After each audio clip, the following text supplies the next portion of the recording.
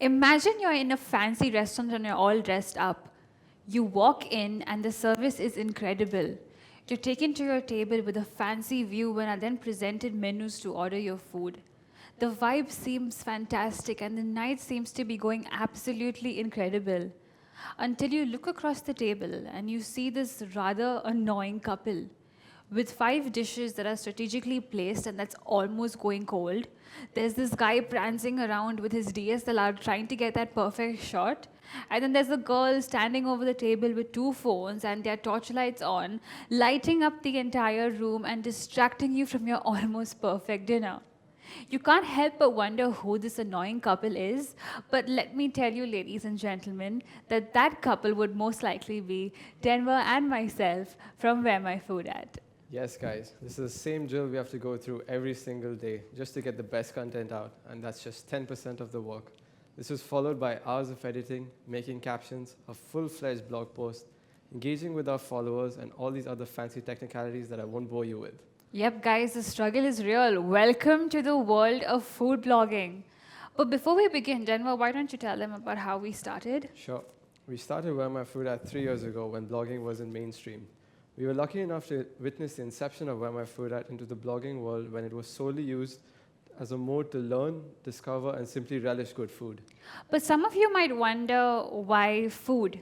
Well, you may not realize this, but our society is strongly food-centric. Don't believe me? Okay, try and think of any occasion, any celebration, or any public holiday that does not involve food in some way or the other. Having trouble, aren't you? That's why food. By the way, aren't there any food bloggers in the house or any bloggers in general? Please raise your hands. Okay, so you have big dreams of being that great influencer, probably in the food industry. But have you wondered, what do you need to do? Do you really think the life of a food blogger is that easy? Let me break your bubble, guys. It's not. In fact, a lot of people take up blogging as a career because they're adamant, like me, not to follow the bandwagon of a 9-to-5 desk job. But what they don't realize is that it's very similar. Yes, it's a lot exciting and stimulating, but mind you, it's equally strenuous, which is why if you want to make it big in the blogging industry, we have these 5 tips that might help you in your journey. The first being quality and consistency. These 2 factors are like best friends, and they need to go hand in hand in order for your blog to garner attention. You know, Denver and I have been doing this for a very long time, and there's never been a day when Den has not posted a picture on social media. But I know what you guys must be thinking, right? Posting a picture every day on social media sounds easy, right? But ask yourself, do you have enough quality content to back it up? After all, no one cares about a frequently active page with a less than average looking feed, which is why perfecting your post is key. Here's a little fact. There are over 60 million photographs uploaded to Instagram every single day. And to get people to notice yours, it has to be perfect. Unfortunately, there's no easy way around that. It takes us anywhere from 20 to 30 frames just to get one perfect Instagram post. Sometimes even 50 frames. And it doesn't end there. This is followed by hours of editing, after which I have to finalize my top 5 pictures, which will only make it onto our Instagram page. But just having quality content isn't going to cut it. Remember what I said about quality and consistency going hand in hand? Well, consistency is more like a way of life. It's something that you need to adopt in order to maintain a balance. For instance, when people say, I don't have time, Oh, I'm tired. or I'll do it tomorrow, it really annoys me. Me too. And let me tell you why. I work for Emirates Airlines in the engineering department on a 12-hour shift for 4 days a week. I start my mornings at 4:30 and only find myself back home by 7, after which I'm either on another dinner review or busy scouring through my computer, looking for pictures, editing, and planning the next day's post.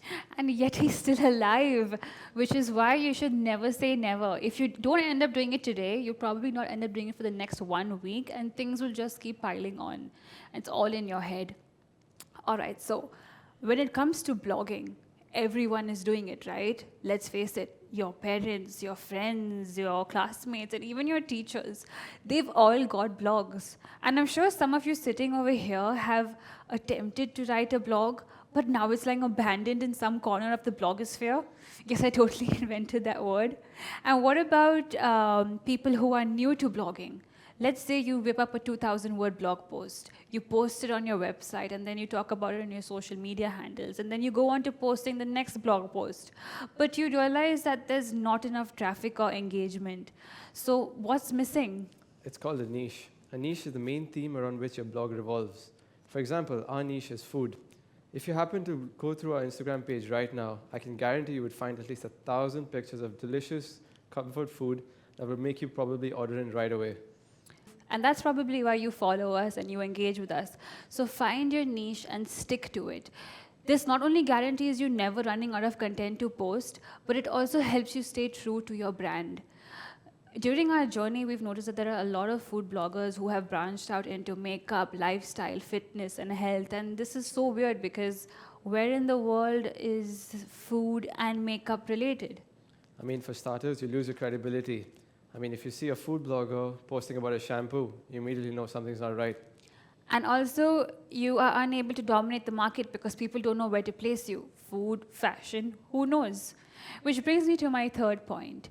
All right, now let's say you've set up your blog, you found your niche, and you vow to stick to it. What's next? It's studying your audience and learning how to improvise your content for them. With Denver and myself, we've been doing this for a very long time in this country, so it's obvious that 50% of our followers are from Dubai.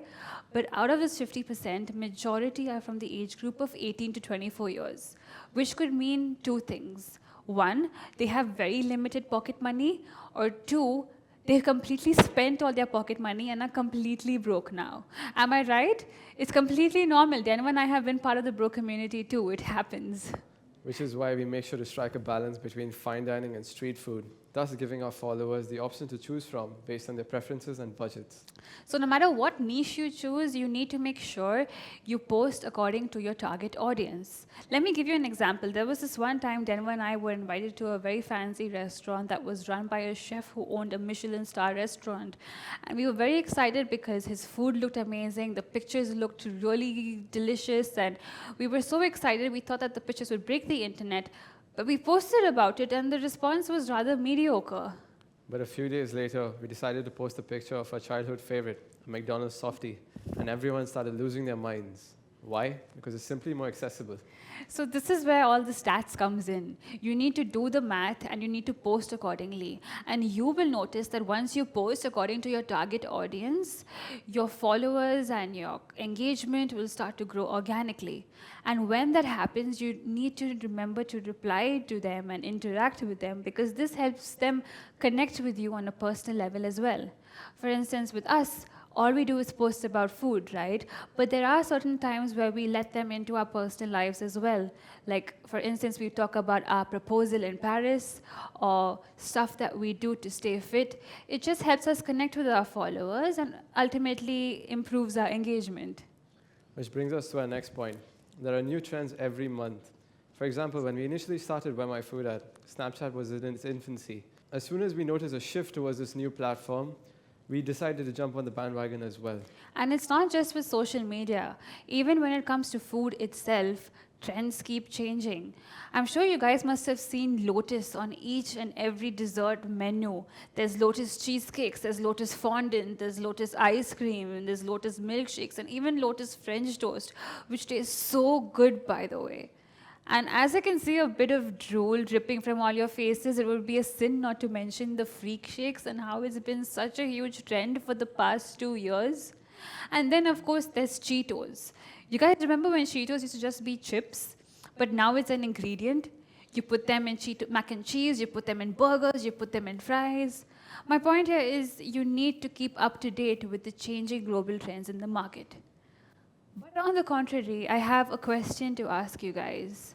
How many of you know what true Emirati cuisine really is? If your answer is a shawarma, mixed grill, or falafel, you clearly haven't been to a local Emirati restaurant, sat on the floor, and gorged on Emirati delicacies like the makbous samat, khamir, or chabab. Which is why we feel as bloggers it is our personal duty to shine light to the hidden gems that truly enrich the culture of this place. And it's not just with food, even when it comes to fashion. You can talk about the trends of the 60s that has been such an inspiration to modern designs of today.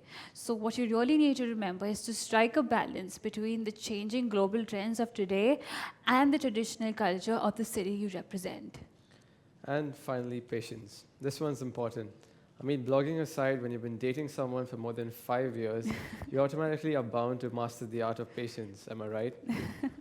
But in all seriousness, when it comes to blogging, there are going to be times when you doubt yourself and this project you've started. Yes, it's a lot of fun and games in the beginning, but it suddenly starts to dawn on you. There are going to be a lot of ups and downs. It's going to be an emotional roller coaster. And you can't help but wonder if you're really up for this blogging journey. Trust us, it's totally normal and we have all been there. You know, when we started off, our engagements used to be horrible and our views used to be even low. And it did take a toll on us. But you know what? The minute we stopped caring about the stats and doing it for the pure love of food, that's when we saw growth. We like to conclude with this thought. You know how people say, if it's meant to be, it will happen? Well, don't follow that, not even for a second. A lot of people rely on destiny, what is destined for them, to an extent where they sit back, do nothing, and leave it all up to fate to play it out. But this is wrong because you need to play your part too. You need to write your own destiny. You need to pick yourself up, focus on your ultimate goal, whatever that may be. Shun the negativity away and just power through until you achieve it. You know, if someone told us 3 years ago that we'd be speaking at TEDx on how to make it as a food blogger, we would have definitely believed it. Because we started Where My Food At to be the best food bloggers in the country. We aren't just hungry for food, we're hungry to be the best too. And we don't plan on stopping until we reach the pinnacle of our success. And neither should you. Thank you.